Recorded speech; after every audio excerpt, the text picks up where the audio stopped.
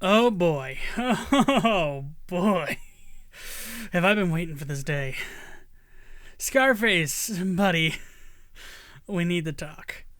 Scarface is a movie tie-in character, but frankly the history of the film is more wild. See, Scarface is a film about a gangster by the name of Tony who makes his way to the United States. He begins selling illicit material as he pushes away everyone he loves, and then he passes away following a blaze of gunfire under the glow of those famous words, "The world is yours." And then it was made like 50 years later. So yeah, fun fact, the Pacino Scarface movie is a remake of a gangster movie starring Paul Mooney and Boris Karloff, produced by Howard Hughes. You might know Howard Hughes for being the guy who bought 350 gallons of ice cream. He got mad at Citizen Kane. He also invented Girardi and inspired Mr. House in Fallout New Vegas. Why are we talking 30 Scarface when the DLCs are about the 80s Scarface? Hold your horses for just 1 minute, okay? Scarface in Payday 2 is definitely based on the 80s film, but it's more closely related to the 2006 video game, Scarface: The World Is Yours. This includes voice work by Andre Soglioso, who voiced Scarface in The World Is Yours, as well as in the Scarface DLC, and both DLCs come with a weapon from the game. The Little Friend 762 is featured in the movie, yeah, but the in-game version is rated well for power and range, and it's pricey to boot. The rifle, both in the PS2 game and the film, is an M16 with an M203 lookalike attached as an underbarrel launcher. There's also two magazines kind of taped together there. And while Tony shoots a couple grenades and instead unloads the gun full auto for much of the film's climactic fight, and while the PS2 version carries a 50-round magazine and has one of the highest rates of fire in the game, the Payday variant instead opts to be based on the HK-417. Ladies and gentlemen, for those playing at home, this means that instead of adding another AMR to the game, they opted to add another bootleg rifle instead.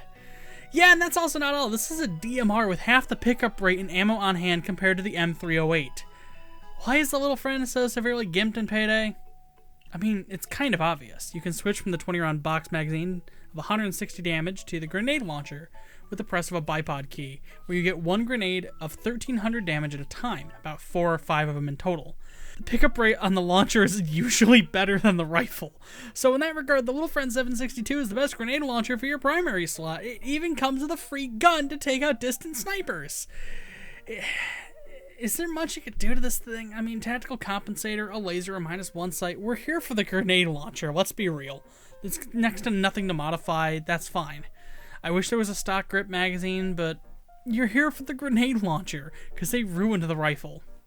One thing to note with the Little Friend is that we've got effectively two weapons for the price of one. The grenade launcher and the rifle are counted as two different weapons in the game's code. So when both run empty and we use an ammo bag, we'll take an extra 100% of the bag's contents. And if we empty our secondary slot too, then we're taking half of a fully upgraded ammo bag. Or is it half of an ammo bag before fully upgrading? We take 300% of the weapon bag's ammo. Ammo bag's bullets. You know what I mean. It's ridiculous.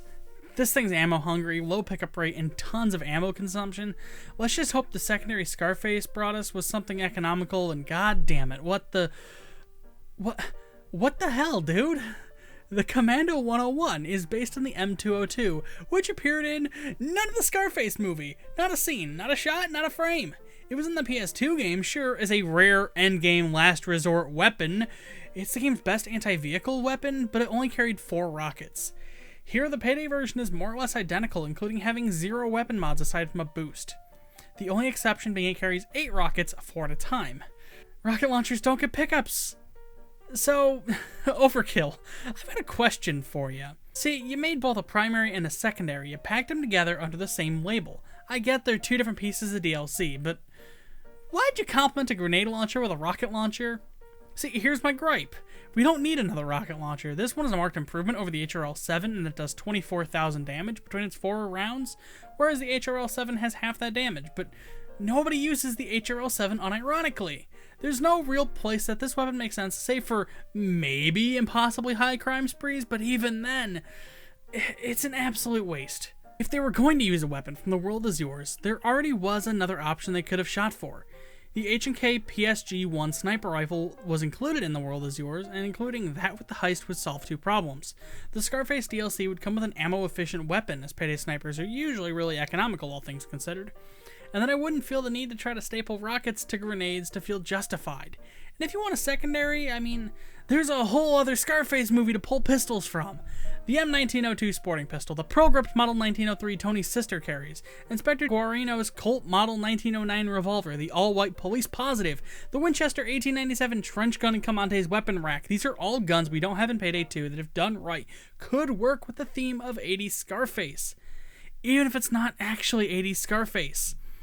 I mean, the Colt Python Beretta M1911 Uzi Mac 10 and a variant of the FN FAL, the double barrel, and I mean, those are already in the game.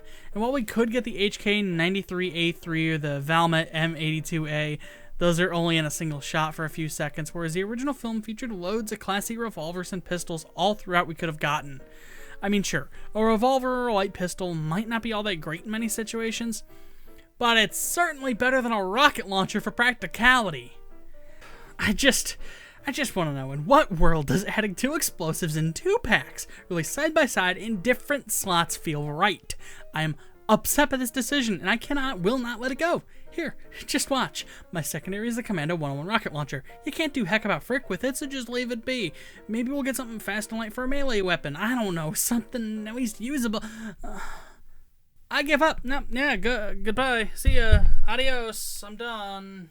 If you like Scarface and you'd like to see more, I recommend forgetting it. Like, look at this mess. It's a grenade launcher, a rocket launcher, and now this roaming, frothing madness of a chainsaw. See, no one wants to get close to this chainsaw. Less than 1 hit every 2 seconds, it's outclassed by the Spear of Freedom in every sense of the word, which is outclassed by the Ice Pick, which is outclassed by the Katana, and there really is no reason not to bring the Katana these days, unless you're bringing the Buzzer or the Kunai. And if you're wondering, the Hotline 8000X, the other melee in this DLC, it's about the same attack speed, but half the damage. Yeah, they went there.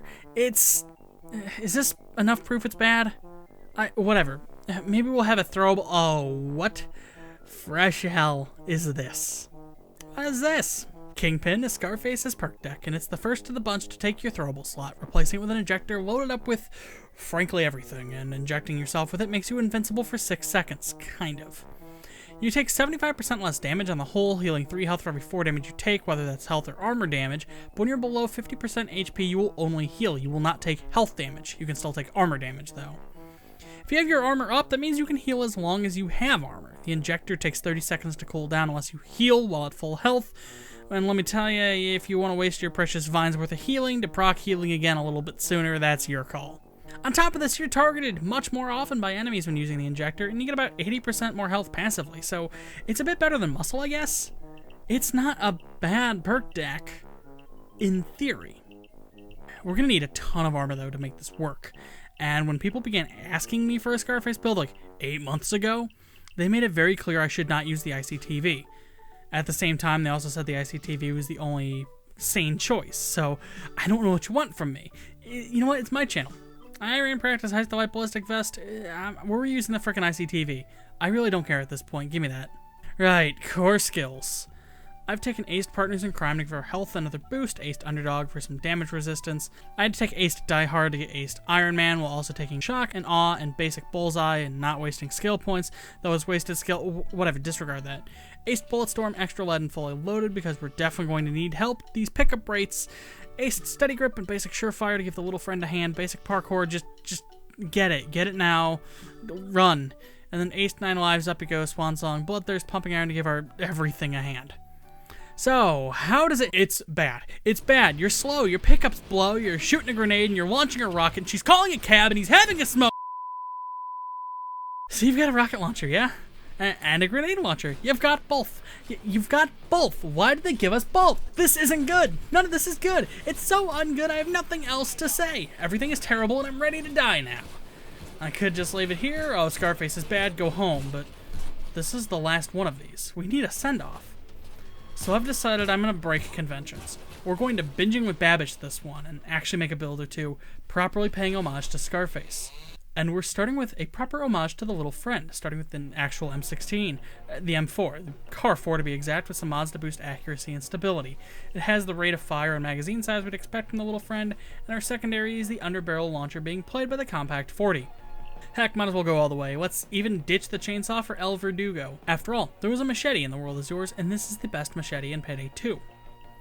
And when paired with Hostage Taker and Iron Man Basic for bonus health and armor, you get a build that works just fine with the light ballistic vest. It reminds me of the fast and frantic gameplay of Anarchist once you get into the groove. Kingpin surprisingly holds up. It plays the role of a multitasker in this build. It's good for crossing the map, fighting dozers or other tanky enemies, or just a quick pick-me-up when you're low on health, so long as you have armor. This is probably my favorite Car 4 I've run on this channel, even though it's more or less the same one that I ran in 4 different classic builds. But what if we want to do a proper Scarface build with the in-game little friend?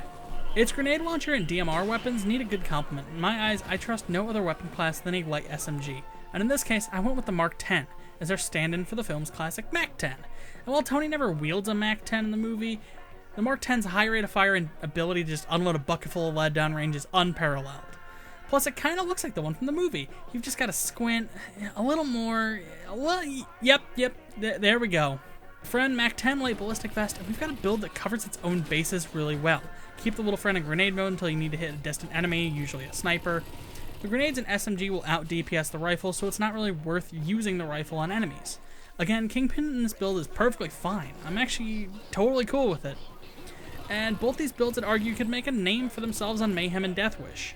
I actually liked the little friend in this Mac, and heck, as a joke, I put together a Reinfeld shotgun as well as a Chicago typewriter. No lasers, no sights on either. And with the light ballistic vest and brass knuckles, we've got a frickin' Scarface 1932 Kingpin build.